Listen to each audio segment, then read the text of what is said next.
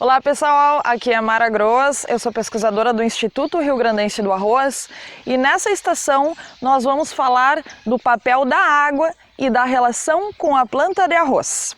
Bom, a água ela tem papel fundamental na produção e na construção do potencial produtivo da nossa lavoura de arroz, porque ela determina diversos fatores. Primeiro, nós temos a questão da disponibilidade hídrica para a cultura, da necessidade hídrica da cultura, a questão de liberação de nutrientes durante todo o ciclo produtivo, através do fenômeno da autocalagem. Também tem uma atuação bastante significativa no desenvolvimento dessa planta de arroz, por interferir inclusive na temperatura, mas é sem dúvida no controle de plantas daninhas que a presença da água tem o papel mais importante dentro da nossa lavoura. Nos últimos anos, nós temos focado bastante nossos estudos e o nosso manejo da nossa lavoura de arroz na questão da época de semeadura. E acabamos então negligenciando o manejo correto da irrigação, que segundo as recomendações oficiais para a cultura do arroz, deve ser finalizada quando o arroz estiver com 3 folhas. Em função disso, do manejo incorreto da irrigação, nós temos então um aumento bastante expressivo da presença de arroz vermelho, capim-arroz e ciperácea. E também casos de resistência dessas plantas daninhas aos principais mecanismos de ação dos herbicidas disponíveis no mercado. Em frente a isso, o IRGA voltou esforços a partir do ano de 2017 na busca de ferramentas, de alternativas de manejo para se controlar plantas daninhas e focou então em estudos sobre o manejo da irrigação. Em um projeto intitulado Antecipação da Irrigação na Cultura do Arroz, nós trabalhamos então com o manejo da irrigação, passando essa irrigação de 3 folhas para irrigar então no ponto de agulha, ou seja, o arroz ainda dentro do solo, com 1 folha, 2 folhas e 3 folhas que serviu então como nossa testemunha frente aos demais manejos. Estudamos também a eficiência dos herbicidas quando realizamos os manejos com a água, em sinergismo com a água. Os principais resultados que nós tivemos nos estudos, que hoje já saíram das unidades experimentais do IRGA e já são adotados a nível comercial, em lavouras comerciais, referem-se então a um benefício quando nós antecipamos a irrigação de 3 para 1 folha. Em relação à eficiência dos herbicidas que nós utilizamos, basicamente somente pré-emergentes, então quando nós fazemos a aplicação de pré-emergente na nossa lavoura e irrigamos com 1 folha, nós mantemos a eficiência na média dos herbicidas utilizados em até 86%. Ou seja, vai sobrar 14% então das plantas daninhas da área para o pós-emergente controlar. Essa antecipação, esse sinergismo com a eficiência no controle de plantas daninhas e a presença da água mais cedo na lavoura de arroz nos trouxe um incremento na média de todas as unidades experimentais de 111 quilos por hectare por dia. Isso quer dizer que mesmo a atual recomendação, mesmo o produtor adotando a atual recomendação, que é irrigar com 3 folhas, nós já temos uma perda em relação ao potencial produtivo desta planta que está no campo. Uma preocupação bastante grande em relação ao tema irrigação, quando se fala em antecipar a irrigação, nós já projetamos o cenário que nós tivemos nessa última safra, um cenário de baixa disponibilidade hídrica. Então, muitos produtores se preocupam com uma maior demanda de quantidade de água a ser utilizada pela lavoura. O que nós percebemos nos nossos trabalhos? Que a planta de arroz, como eu comentei no início, a presença da água ela também interfere no desenvolvimento da planta. Como que ela interfere? Qual é esse nível de interferência? Em relação à temperatura. O arroz ele se desenvolve através da soma térmica. Ou seja, ele tem uma temperatura base, que é em torno de 11 graus, e toda a média de temperatura acima disso, a planta de arroz acumula, até emitir uma nova folha. Com a presença de água, e a água ela tem características termorreguladoras, ou seja, tem uma menor variação da temperatura média, né, dentro dos dias do que a temperatura do ar, o arroz acaba acumulando graus dias de forma mais rápida. Isso interfere no desenvolvimento desse arroz. O arroz, então, ele tem o seu ciclo antecipado. O maior exemplo disso é as nossas lavouras que são conduzidas sobre taipas, onde as plantas que estão sobre a taipa têm um desenvolvimento retardado em relação às demais plantas da área. Então, como mensagem principal dessa questão da antecipação da irrigação, é onde nós podemos mexer então dentro do nosso manejo, a fim de aumentarmos a nossa produtividade sem mexermos nos custos. Muitas vezes os produtores nos questionam sobre os lançamentos dos novos produtos químicos, pensando no controle de plantas daninhas, mas nós já temos o herbicida mais importante, mais efetivo e mais barato da lavoura, que é a água. Mas agora nós temos que manejá-la de forma correta a fim de diminuir ou potencializar, né, a produtividade das nossas cultivares. Outra forma de nós economizarmos, né, pensando já num ano que foi bastante difícil em relação a essa questão de disponibilidade hídrica, é como que nós podemos economizar a água dentro do ciclo do arroz. Um ciclo de 130, pensando aqui, nós estamos numa área de IRGA 424 RI, 135 dias de ciclo, sendo que vai ficar em torno, aí, se nós colocássemos água com 3 folhas, quanto tempo esse arroz ficaria com água? Em torno de 110 dias. Como que nós podemos reduzir a utilização dessa água dentro do ciclo? Até que momento que a planta de arroz ela precisa ter água, então, dentro da lavoura? Nós temos que olhar para a fisiologia da planta. O arroz, quando ele estiver dentro da sua panícula, a base da sua panícula, com os grãos no estágio pastoso, o produtor não precisa mais ter água na sua lavoura. E isso vai ser, que momento então não precisa ser mais colocado a água, isso vai depender muito da área. Se é uma área mais arenosa, então vai secar mais rápido a área. Esse é um conhecimento que o produtor tem de seus talhões. Se é um solo mais argiloso, mais pesado, né, precisa de um tempo maior. Mas em torno de 15 dias após a floração do arroz, independente das cultivares que nós temos no mercado, o arroz vai se encontrar já nesse estágio pastoso e passível de não precisar mais da presença da água como para suprir sua demanda hídrica. Então, neste período, né, pensando que aí a gente tem uma média do Rio Grande do Sul, quando o arroz está na floração, até o início da colheita, nós temos uma média no Rio Grande do Sul, aí em estudos realizados pelo IRGA, de 29 dias. Então, do dia que a sua lavoura está na floração até o final, a média é em torno de 30 dias para iniciar a colheita. Ou seja, 24%, 23% da umidade dos grãos. Então, 15 dias após a floração, o produtor vai ter uma economia, então, de em torno de 15 dias sem a utilização de água. Esse manejo de suprimirmos essa irrigação, então o produtor vai conseguir então uma economia de mais ou menos 15 dias de utilização de água. Isso representa então uma economia, né? Dinheiro que vai ser revertido na verdade em lucratividade para o produtor. Por que nós não recomendamos, né, não podemos recomendar ainda que o produtor efetivamente faça a drenagem da lavoura?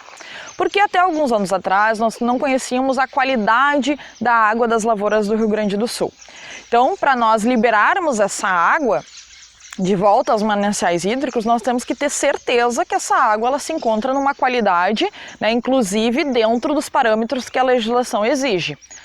Então nós iniciamos um trabalho na safra passada de quantificar a qualidade de diferentes lavouras. Em torno de 80 lavouras nas 6 regionais do estado do Rio Grande do Sul, nas 6 regiões orizícolas do estado do Rio Grande do Sul, foram monitoradas.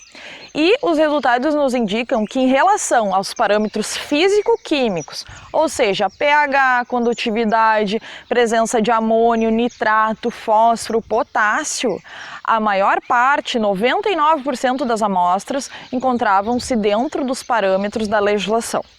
Então isso nos indica que é possível que o produtor, né, é possível que seja realizada essa drenagem, que tendo a certeza que a água está dentro dos parâmetros de qualidade. Mas uma preocupação bastante grande que nós temos que ter, uma atenção bastante grande por parte do produtor, é em relação à presença dos agrotóxicos. Então, o produtor ele tem que estar bem ciente da utilização de produtos registrados para a cultura do arroz, com a dose, então, recomendada, e respeitando o período de carência que cada um dos produtos utilizados traz na sua bula, para termos certeza, né, que essa água que está voltando para o sistema está em condições adequadas de qualidade. O que nós vimos dentro do trabalho, nessa parte dos parâmetros físicos-químicos, que a lavoura de arroz é um filtro. Todo o nitrogênio que entrar, ele é rapidamente absorvido, porque o arroz é uma planta ávida por esse nutriente. O fósforo se encontra em concentrações muito baixas, assim como o potássio, que é facilmente lixiviado. Mas essa planta, no momento que esses nutrientes estão disponibilizados, o arroz acaba então absorvendo. Em muitas áreas, inclusive, do projeto, nós tivemos a constatação, né, que quando o produtor realizava a irrigação através de áreas de rios, a entrada da água então estava numa qualidade bastante inferior a quando esta água estava retornando de volta para o rio, depois de passar por dentro da lavoura de arroz, porque as plantas acabam absorvendo os nutrientes que estão ali disponíveis. Então, senhores, o recado é que nós temos que voltar os nossos olhos para o manejo da irrigação. Por muito tempo nós focamos todo o nosso esforço em semearmos dentro da época recomendada, porque nós temos perdas expressivas, mas as perdas em relação ao atraso da irrigação acabam sendo maiores hoje do que até mesmo o atraso na época de semeadura. Então o recado é que nós temos que semear o arroz dentro da época recomendada, o mais cedo possível, e nós também temos que manejar a nossa irrigação o mais cedo possível a fim de proteger o potencial produtivo da nossa lavoura. E termos a certeza que a forma como nós estarmos manejando essa lavoura de arroz está contribuindo de forma sustentável, né, positivamente para o nosso meio ambiente. Além da economia de água, a supressão ou a drenagem da lavoura de arroz traz economias também no processo de colheita dos grãos. Nessa área, onde a colheita está sendo realizada no seco, nós temos uma economia de em torno de 30% no consumo de óleo diesel, que é um dos principais vilões, né, dentro do custo de produção do arroz. Então, além dessas questões ambientais que envolvem a água, a economia com a utilização da água, as etapas posteriores ao processo produtivo, que envolvem a colheita e também a entre-safra do arroz, terão benefícios com o manejo dessa irrigação. Esta área aqui, né, vai estar apta então à adoção de sistemas mais conservacionistas, como o sistema plantio direto, porque nós temos apenas que facilitar, manejar a palha que sobrou, né, visando então uma redução na quantidade de material vegetal. Esse, então, é o recado que nós gostaríamos de dar, né? Que nós temos que voltar as nossas atenções ao manejo da irrigação do arroz, tanto pensando em controle de plantas daninhas, quanto melhor aproveitamento nutricional, até as etapas finais de produção, pensando também na próxima etapa. Muito obrigada a todos!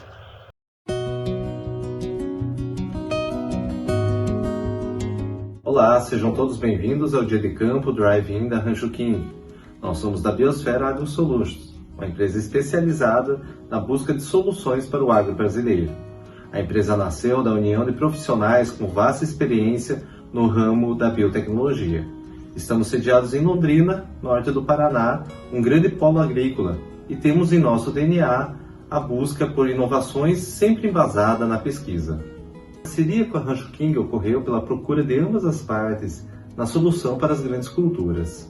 Nessa parceria, temos trabalhado de modo extremamente técnico as ferramentas como inoculação e co-inoculação, valendo-se da fixação biológica em nitrogênio e da promoção de crescimento de plantas. Além das tecnologias biológicas, junto à equipe técnica da Rancho King, estamos desenvolvendo tecnologias nutricionais adaptadas às condições de solos baixos para a cultura do arroz.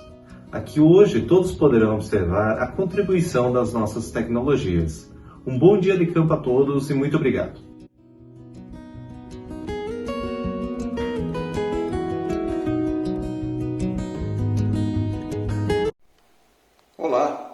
eu sou o Limper, um dos especialistas de colheitadeiras da New Holland.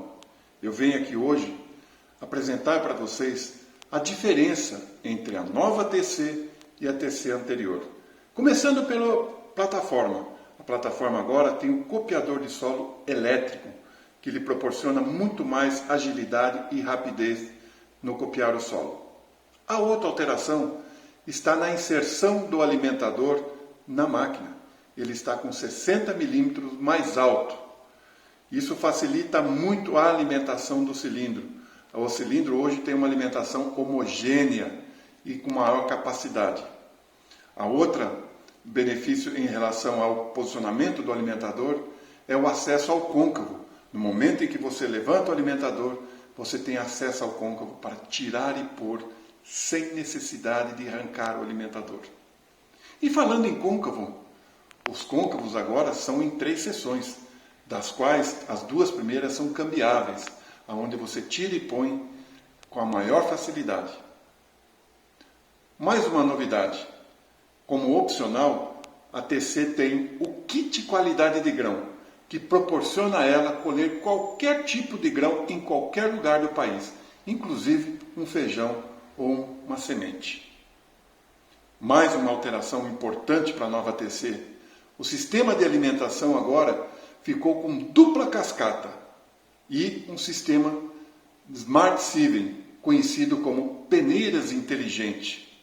Novidade para o Brasil. Venha conhecer, venha testar, é muito importante. Mais uma alteração importante é a cabine. A cabine agora é uma cabine centralizada, ampla, desvinculada do tanque graneleiro, com maior área envidraçada e uma ergonomia extraordinária para o operador. Muito conforto, muito bonita.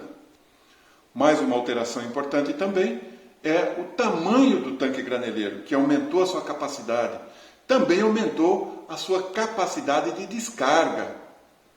Não podemos deixar de apresentar, o tubo de descarga também sofreu alterações, né? Está mais longe para alcançar o tamanho das novas plataformas, na qual a classe 4 está com 17 e 20 pés, a classe 5 está com 20 e 25 pés. Então nós temos na classe 4 a TC 490 e na classe 5 a TC 590. Saudação a todos. Inicialmente eu gostaria de agradecer a Fortral Rancho King pelo convite e a oportunidade de estar participando desse evento tão importante para o Rio Grande. Hoje nós vamos trabalhar com o tema soja em áreas de arroz, focando principalmente na necessidade da preparação, da adequação da área ao cultivo da soja nesse ambiente de terras baixas e a implantação da lavoura. Eu considero 2 pilares muito importantes para que as outras práticas de manejo que viermos a utilizar expresse o seu real potencial de resposta. Um pequeno roteiro, onde nós vamos trabalhar o que se espera da soja em áreas de arroz, como reduzir estresses. É um cultivo que nesse ambiente apresenta frequentes estresses por deficiência hídrica ou deficiência de oxigênio, relacionados principalmente ao problema de drenagem, presença de camada compactada, problemas relacionados à parte química, biológica do solo e também a irrigação, né, que nesses últimos anos tem se mostrado muito importante.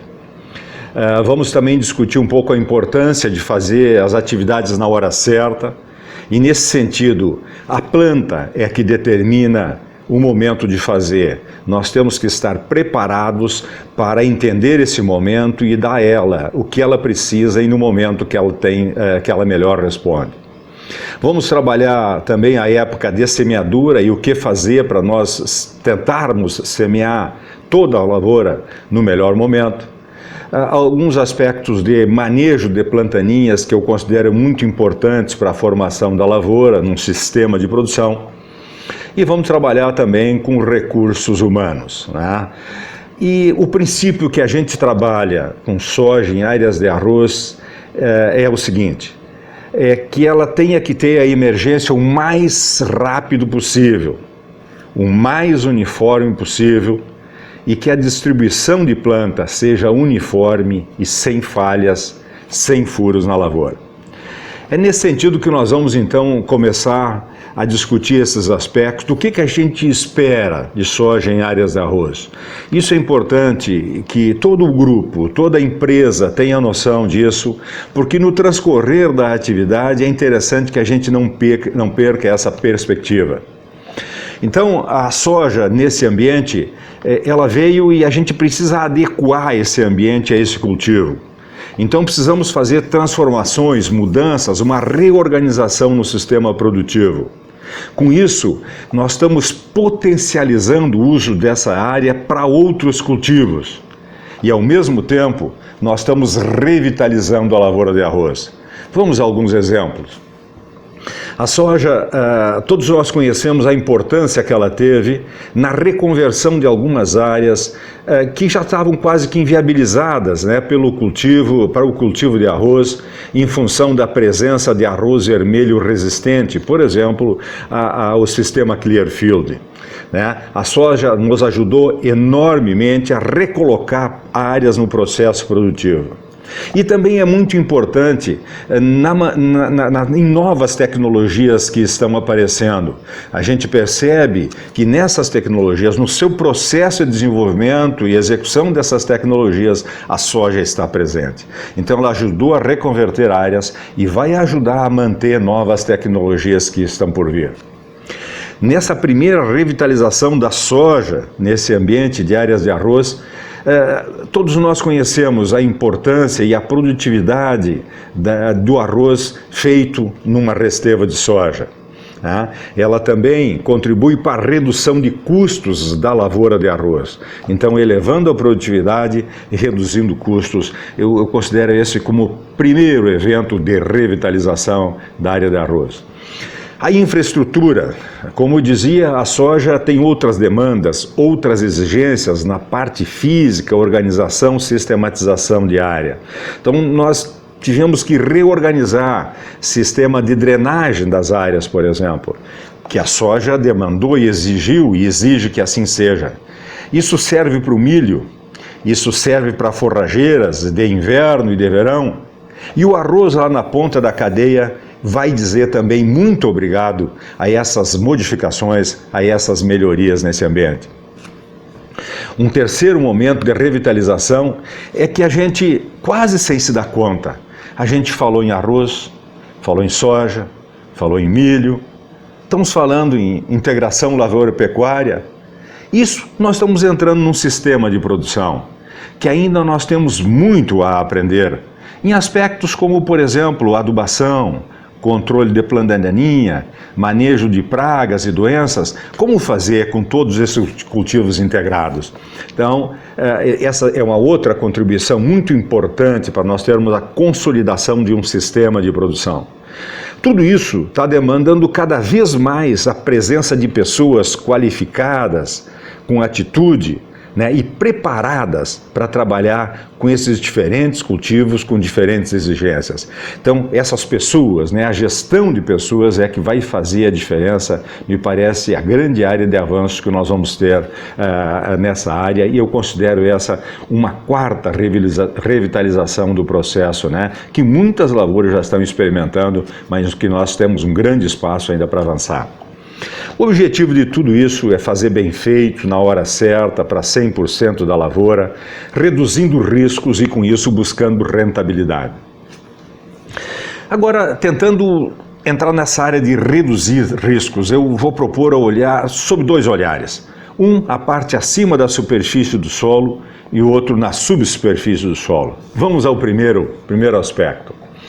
Nós precisamos organizar essa área, adequar essa área a esse novo cultivo que está chegando, ou esses novos cultivos que estão chegando.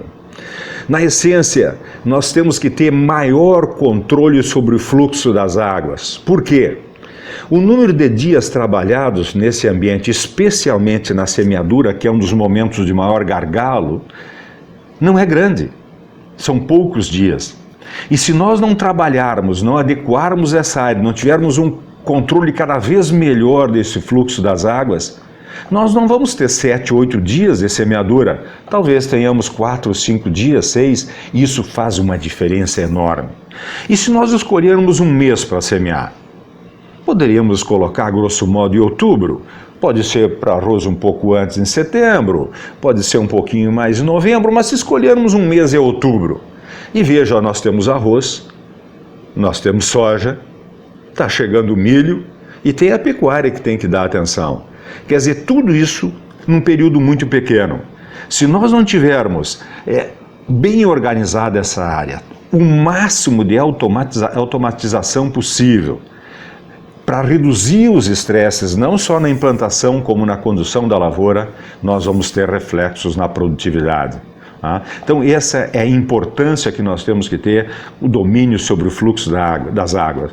Que a gente pode trabalhar assim de uma forma muito simples, da seguinte maneira: a chuva que choveu fora da lavoura, na parte alta, não deve passar pela lavoura. A chuva que choveu dentro da lavoura, nós temos que retirar o mais rápido possível.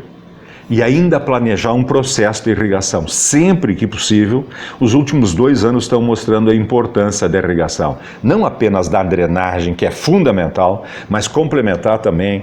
Para algumas áreas, a irrigação é indispensável, para outras, ela é fundamental para que nós conseguirmos tetos produtivos ou garantirmos o retorno do nosso investimento.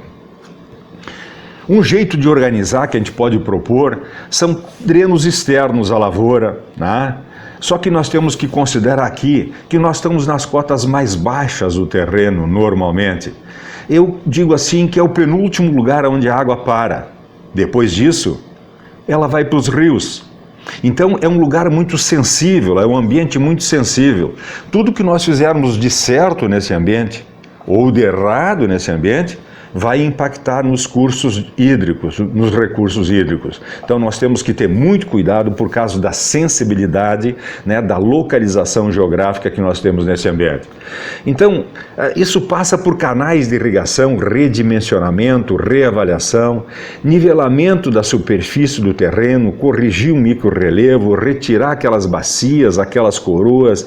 O piso tem que ficar, não necessariamente nível 0, com declividade, mas nivelado na sua superfície. Esses drenos de superfície, eles têm que ser efetivos da semeadura até a colheita, para ajudar a escoar essas águas de período de chuva ou de uma eventual irrigação que se faça. E ainda temos que cuidar no aspecto da subsuperfície. E como eu dizia, a irrigação também. Tem que estudar qual é o método mais adequado para a irrigação. Tudo isso envolve, em alguns casos, não muito trabalho. Talvez dentro da propriedade, corrigir o nivelamento da superfície do terreno não envolva grandes projetos de engenharia. Mas em alguns casos envolve estudos maiores e trabalho maior de engenharia. Então é preciso que a gente tenha também responsabilidade e se aconselhe, né, com projetos técnicos bem feitos. Em algumas áreas nós vamos ter que ter a coragem de dizer: olha, hoje, do jeito que está, é muito risco cultivar soja nesse ambiente. Talvez amanhã, fazendo isso, a gente possa cultivar soja com um pouco mais de segurança, com menos riscos. E outras áreas, repetindo, talvez com pequenos investimentos, com pequenos trabalhos, a gente reduza muito os riscos e viabilize essas áreas para outros cultivos. Agora um olhar na subsuperfície do solo, no ambiente radicular, focando a parte física, química, e nós não vamos trabalhar, mas a parte biológica está vindo nessa mesma sequência, né? Esse novo momento da agricultura envolve essa parte biológica do solo. E eu coloco aqui uma palavra estratificação, que nós vamos dar uma trabalhada nela, fazer uma sugestão aí para uso.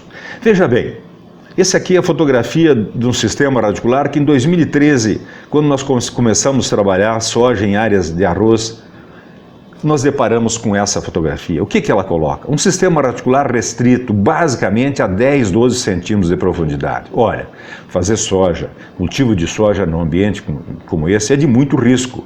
Essa planta mesmo está mostrando já sintomas aí de deficiência de oxigênio, né, de encharcamento. Então nós temos que adequar essa área e ver que metodologia nós vamos utilizar para ter um pouco mais de segurança. Contrapondo essa foto aqui, talvez essa seja uma figura que a gente tenha que buscar. Uma planta aqui com seu sistema radicular pivotante, né? Uma tendência de um sistema radicular pivotante, aprofundando no solo. Inúmeras raízes secundárias aqui, com grande capacidade de absorção de água e nutrientes, e veja a nodulação também, bastante número de nódulos aqui. Nós temos que buscar, para ter mais resiliência, que é uma coisa que nós estamos trabalhando muito, e eu acho que nós temos que focar isso, ter uma planta mais resiliente. Ou seja, em alguma condição a gente vê que no início da semana, por exemplo, a planta está sofrendo por excesso de água. Já no fim de semana, ela está sofrendo por falta de água. Numa semana ela passa de um extremo ao outro, como a fotografia anterior que eu mostrei. Essa é uma planta mais resiliente, que tolera períodos maiores, né? Isso é muito importante também na logística, embora se faça a irrigação, na praticidade no dia a dia da propriedade. Olha outro ambiente aqui, outra foto, né, onde nós temos claramente aqui o sentido das raízes pivotantes. Olha, essa planta aqui, olhando o sistema radicular aqui, nós vemos que ela tem condições de tolerar estresses hídricos por um período maior, ser um pouco mais resiliente. E como é que a gente vai identificar isso? A gente pode usar um penetrômetro, que a gente é um equipamento que a gente trabalha com ele no solo, e ele vai nos dar a localização e as áreas de maior resistência ou menor resistência à penetração de raízes. Veja aqui, uma trincheira também pode dar essa informação. Eu sei que não é fácil fazer em toda a área, mas para conhecer a área, para a gente se convencer de como é que está o nosso solo e a partir daí convencermos os nossos parceiros, um trabalho como esse aqui é muito importante, toca muito nas pessoas. Veja bem, olhando aqui, isso aqui é tirado em junho, nós temos uma camada aqui boa para o crescimento das raízes, até 10 centímetros de profundidade. Veja que um sentido campeiro nós dividimos mais ou menos aqui de 5 em 5 centímetros, 0 a 5, 5 a 10, 10 a 15, 15 a 20. A partir de 10 centímetros é fácil visualizar, não tem raiz, então ela tem grande dificuldade ao crescimento. Nós temos que ver até onde vai a espessura dessa camada aqui e a partir daí que equipamento nós vamos utilizar para aprofundar o sistema radicular da soja que vai vir cultivada aqui. Aproveitando esse momento também, eu sugiro que a gente faça em algumas áreas, para conhecer melhor, faça uma análise estratificada na parte química do solo, por exemplo, de 0 a 5 centímetros, depois de 5 a 10 centímetros. Eu lhes asseguro, muitos vão se surpreender com o resultado revelado pela análise química do solo. E quanta informação nós podemos tirar a partir daí de manejo, por exemplo, de calagem, de adubação. Nós vamos ver se tem aqui cálcio nessa região ou não tem. Nós vamos ver onde é que tem presença de alumínio e a partir daí, repito, nós vamos estabelecer estratégia de manejo de adubação também. Então isso é muito bom na parte física e na parte química do solo e é uma estratégia muito interessante de transferir uma ideia para quem a gente quer transferir para os nossos colaboradores. Como vai fazer a intervenção nessas áreas? Bom, aqui eu cito algumas formas, né? Aqui um subsolador, equipamento de uso mais recente, né? Que mobiliza muito pouco a superfície do solo. Um escarificador, que em alguns casos mobiliza mais a superfície do solo. Esse aqui um pouco mais antigo, mobiliza mais a superfície do solo ainda. São intervenções aí de um caráter, uma profundidade maior no solo. Alguns produtores usam sulco camalhão, outros ainda, em algum momento, usam a grade, ou pode-se trabalhar com as semeadoras. Naquele local de deposição de fertilizante, nós podemos trabalhar com disco duplo, ou com disco ondulado, ou com a haste sulcadora. Só com a semeadora daqui para cá nós podemos ter belas contribuições de alívio de estresses, né, no ambiente radicular. Pode-se trabalhar ainda com a camalhoneira, onde faz o sulco e o camaleão ao mesmo tempo. Alguns outros pesquisadores, produtores, argumentam que pode-se utilizar plantas de cobertura. Aqui está um exemplo de nabo, né, utilizado numa condição de camada descompactada e compactada. Aqui um azevém, pode-se associar os dois, então pode-se usá-los de forma separada ou complementar a um processo físico de melhoria de atributos do solo, de modificações de atributos do solo. É preciso aqui um técnico, um parecer, um profissional competente para ver o que se adequa melhor àquela condição que está sendo analisada. Aqui um exemplo, né, dos mecanismos da semeadora. Aqui nós temos a figura de um penetrômetro, que é o equipamento que nós utilizamos para definir aonde começa a camada de maior resistência à penetração, que nesse caso é nessa linha mais vermelha aqui, e aonde alivia aqui nessa linha branca. Então é essa região que nós temos que trabalhar preferentemente para aliviar os estresses, para fazer com que a gente tenha um pouco mais de passagem de ar, né, de fluxo de água também. Olha aqui, esse mecanismo que vai junto lá ao local de deposição de fertilizante, que é o disco duplo, ele não está trabalhando, não está interferindo nessa camada aqui que precisa ser interferido. Tá? Esse disco ondulado aqui está auxiliando, está trabalhando um pouco, mas não está fazendo o serviço completo.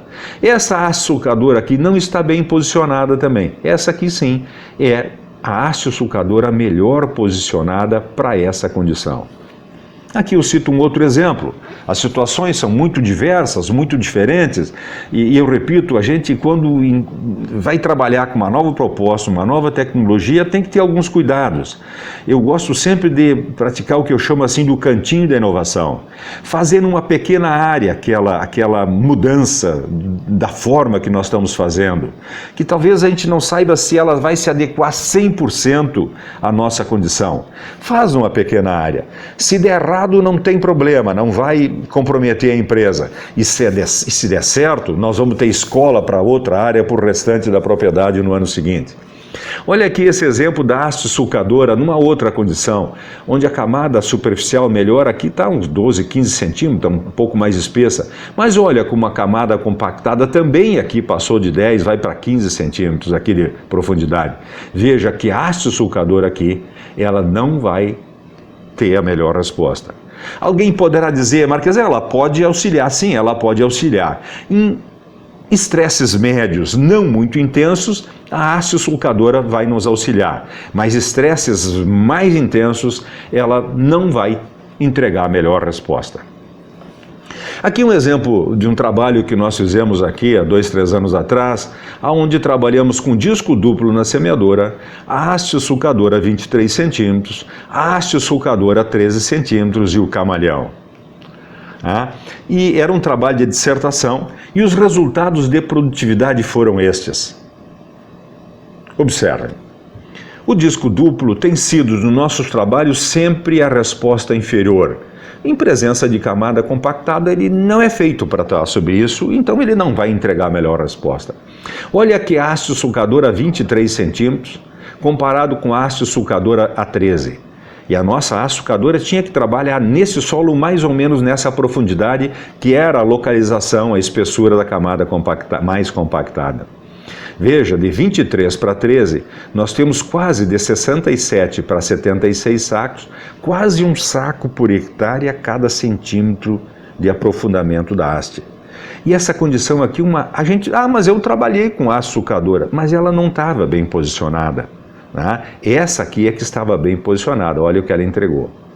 Pode surpreender para alguns também uma outra comparação. A haste sulcadora 23 e o camaleão aqui. Olha que o camaleão produziu até um pouquinho menos do que a haste. Vamos tentar interpretar por quê? Observem aqui. A haste sulcadora 23, a haste sulcadora 13, sulcadora e micro camaleão e o disco duplo. Observe esse gráfico aqui, que vem de coloração verde, azul escuro, azul claro, verde, amarelo e vermelho. Isso aqui significa a resistência à penetração em função de uma unidade chamada megapascal. Tá? Então nós temos aqui na sulcadora 23 centímetros, olha o que tem de azul, o que tem de verde e de amarelo, vamos considerar aqui alaranjado até onde tem a melhor condição. Olha a área, a superfície que essas raízes têm para explorar aqui. Compare com o microcamalhão e a haste sulcadora aqui, bem menor isso aqui. Por quê? Porque a haste sulcadora trabalhou 12 centímetros. Alguma coisa limitou o aprofundamento da haste sulcadora. Então veja a importância. Mesmo quando se usa camalhão, tem que se analisar a possibilidade de usar essa haste sulcadora bem localizada, ou seja, tem que se olhar onde é que está essa camada compactada e, se houver, tem que fazer intervenção sobre ela também.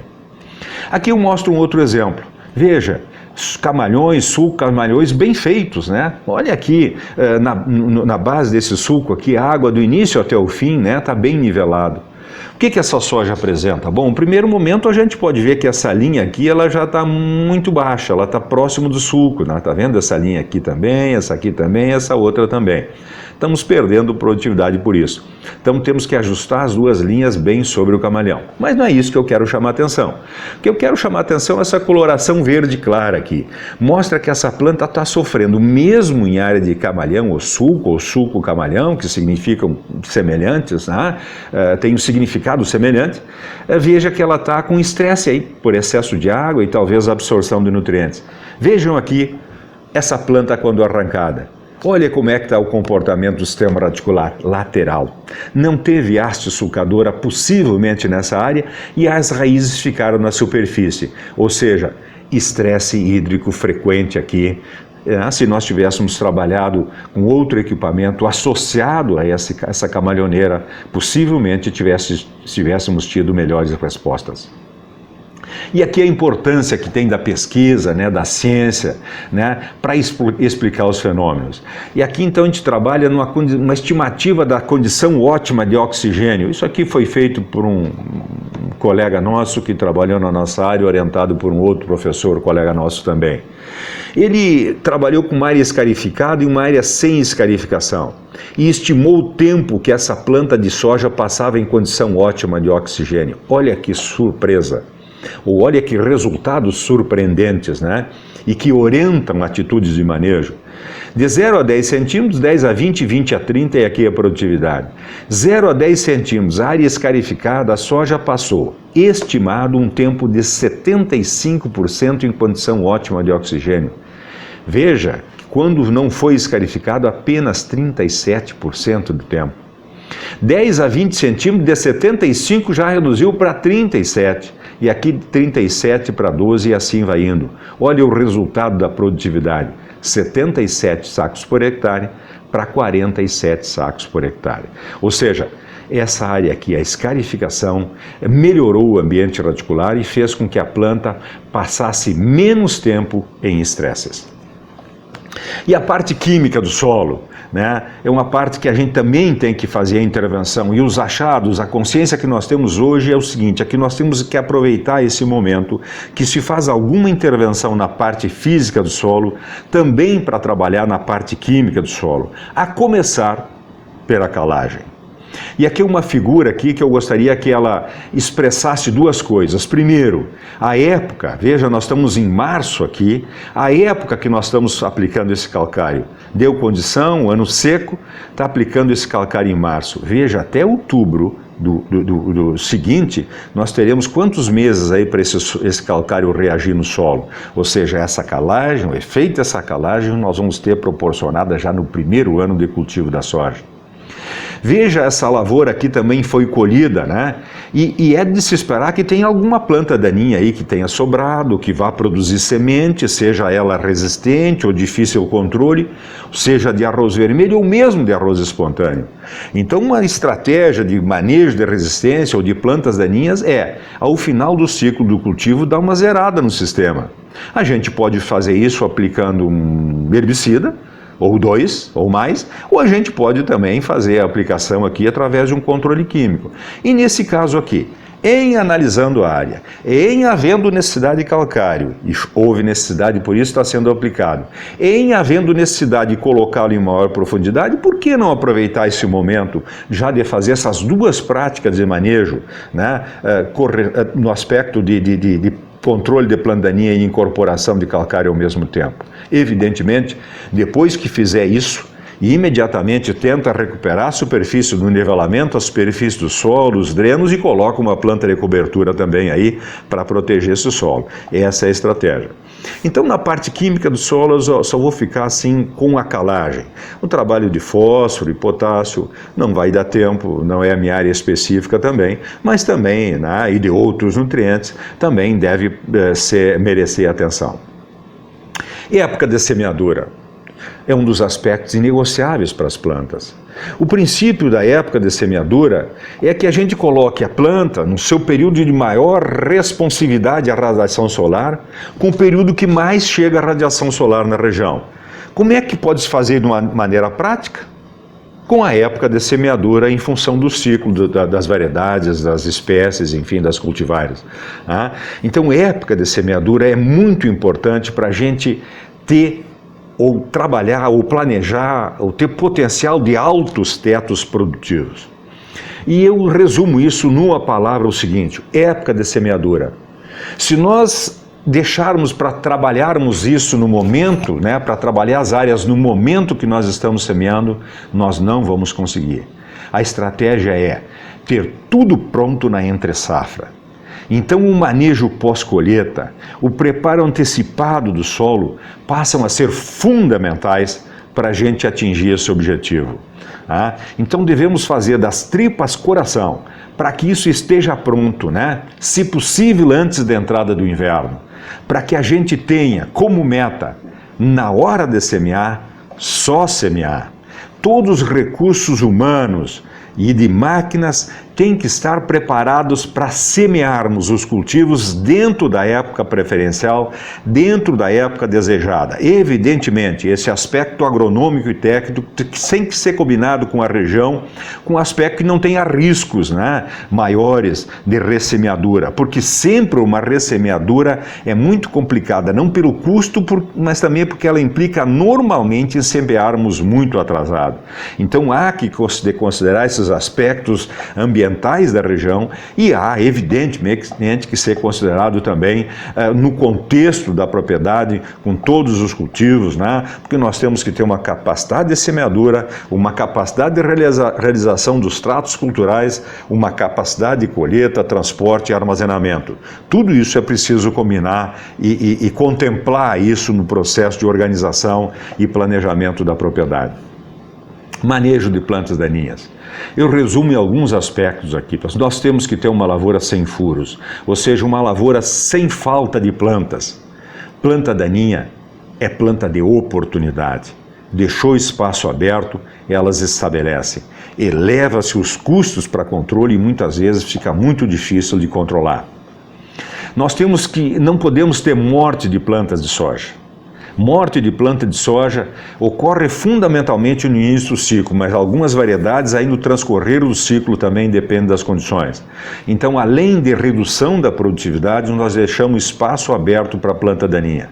Então, a escolha da cultivar, que ela tenha na sua carga genética resistência às principais doenças, por exemplo, Phytophthora. Mas tem outras doenças que não temos resistência genética ainda. Então, nós temos que trabalhar com a qualidade da semente. A melhor semente, a semente de melhor vigor, o lote de melhor uniformidade de sementes é o que nós temos que trabalhar nesse ambiente de terras baixas, porque os estresses também são muito grandes. Cuidados com a semeadora, o seu mecanismo de distribuição de sementes, seja mecânico, pneumático, o contato semente-solo de modo que absorva rapidamente a umidade, e lembra do princípio emergência o mais rápido possível. Contato semente-solo é absolutamente fundamental para isso. E o seu processo de semeadura, aqueles cuidados de velocidade, etc., todos eles muito importantes, associado a um solo preparado, organizado, a um leito bom, para nós conseguirmos fazer, não estou dizendo necessariamente convencional, não, um preparo também de cultivo mínimo, semeadura direta, mas uma área organizada, preparada, né, pronta para fazer uma semeadura de ótima qualidade. Ambiente radicular, né? Nós vimos que só isso não é suficiente para nós evitarmos morte de planta. O melhor tratamento de semente com fungicida, sim, é indispensável, mas só isso não é importante, né? Nós temos que melhorar o ambiente radicular através disso que nós falamos. Aí vai ter que identificar um método, se é uma haste sulcadora, se consegue fazer com escarificador, camalhoneira, plantas de cobertura, enfim, o técnico vai nos auxiliar. Nós temos que ter nessa soja em várzea nódulos, abundância de nódulos, e esse é um ambiente também estressante. Muitas vezes temos altas temperaturas, muitas vezes temos falta de oxigênio, chuvas frequentes, então cuidar as doses, a quantidade, fazer o possível também. Não podemos perder nodulação. Isso significa também potencial de alto teto produtivo. Lavoura uniforme, para que a lavoura seja também uma competidora com planta daninha, e uso de pré-emergentes. Eu já estou falando mais de um pré-emergente, né? A lavoura está precisando mais de um pré-emergente para não trabalhar, não jogar todo o processo aqui e a responsabilidade no glifosato, né? Que não precisa ter maiores considerações. Nós precisamos trabalhar com herbicidas pré-emergentes para segurar uma lavoura mais limpa, né? Olha aqui um exemplo de cultivares de soja. À direita aqui, são 15 cultivares, se não me engano, semeado numa área escarificada. E olha aqui à esquerda, semeadas numa área não escarificada. Veja, nessa área não escarificada nós não vamos ter lavoura. Vai virar em planta daninha isso aqui. E a área escarificada, nós temos muito menor morte de plantas. Veja que aqui foi escolhida também a variedade, é a mesma daqui. A variedade, essa aqui é a mesma daqui, o tratamento semente é o mesmo daqui, o momento é o mesmo, a semeadora, tudo é o mesmo. O que variou aqui foi a melhoria do ambiente radicular. Veja como aliviou estresses de morte de planta e de desenvolvimento de planta também. Olha essa outra área aqui, plantas morrendo no início, as setas vermelhas, 1, 2, 3. Olha as plantas daninhas vindo aqui nas setas azuis, 1, 2, 3. Naquele princípio que planta daninha é planta de oportunidade. Quem é que vai ocupar esse espaço aqui de planta? Em termos de produtividade, essas plantas aqui não vão conseguir compensar. Então, redução de produtividade e, além do que, nós vamos ter também redução e possibilidade de infestação de planta daninha. Olha esse exemplo, nós damos conta claramente nesse ano aqui. Cada estaca dessas aqui, cada placa representa uma variedade de soja. São quase 30 variedades, 28 eu não me recordo. Nessa área aqui não foi escarificada. Nessa aqui a área com escarificação. Veja a diferença incrível de porte de planta. A área escarificada tinha já um trifólio a mais em V2 e em V3, um trifólio a mais que essa área não escarificada. Aqui morreu 7% de planta e aqui 29% de planta, mostrando em o ambiente tendo problema de camada compactada próxima à superfície do solo, há que se fazer uma intervenção para aliviar os estresses e ter uma lavoura mais segura. Alguns resultados aqui. Resultados que nós tivemos aí desde 2010, 2012, essas colunas representam muitas vezes aqui talvez 8, 6, 8, 10, 12 resultados, outras 3, 4 resultados. Nós temos a média desses anos aqui, o escarificado e o camaleão com as melhores propostas de produtividade de soja. Na sequência, nós vimos uma haste sulcadora, ou a botinha, como chamam, e os dois tratamentos, né, na haste sulcadora um pouco inferiores, ou inferiores, o disco ondulado e o disco duplo. Isso é o que nós tivemos nessas áreas aqui, nesses 6, 7, 8 anos de estudo, sem irrigação. A partir do ano passado, nós trabalhamos na melhoria da parte química do solo, né, tentando incorporar o calcário em maior profundidade e já como dominávamos aí bem essa parte de melhoria do ambiente radicular, também incorporamos uma outra prática de manejo, a irrigação, que começou a se fazer necessário mais frequentemente aí de 2 anos para cá nas áreas, né? Veja que aqui o escarificador, aqui foi o que proporcionou melhor produtividade. O subsolador aqui, um pouco abaixo.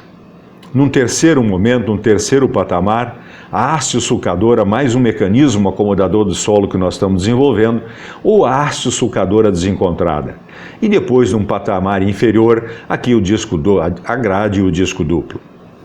Veja um outro experimento feito numa área próxima nesse mesmo ano, também com 2 irrigações, onde trabalhamos aqui com o escarificador, de novo a melhor resposta, e o terros, né, aqui o subsolador, próximo, mas não conseguiu entregar exatamente a mesma coisa do escarificador. De novo, a haste sulcadora num terceiro momento, e os discos aqui, disco duplo e disco ondulado, num patamar um pouco inferior. O que a gente observa desses resultados até agora? Eu tenho convicção que a gente pode tirar mais desses equipamentos, pode extrair melhor respostas aí, na medida que a gente vai conseguindo conhecê-los melhor e fazê-los trabalhar em um melhor grau de umidade do solo.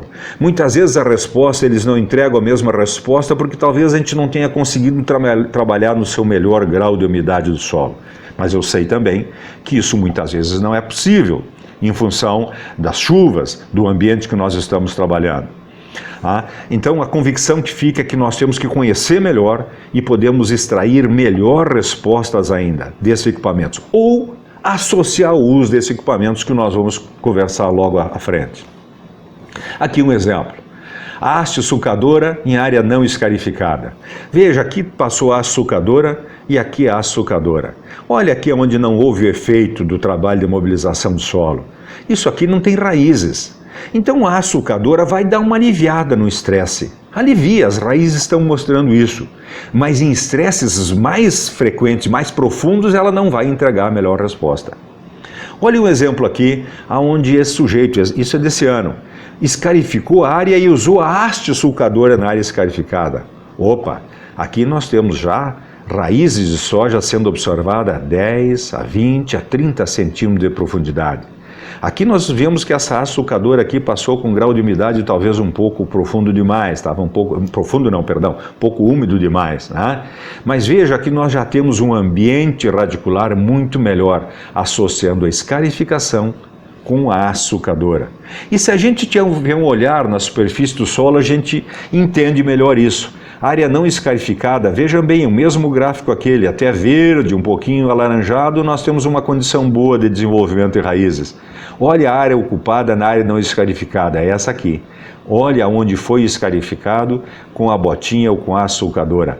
Ampliou muito a área mais favorável ao desenvolvimento das plantas. No entanto, eu tenho consciência também, a soja parece que ela traz junto a seguinte mensagem: eu não chego sozinha. Ela chega acompanhada com plantas de cobertura.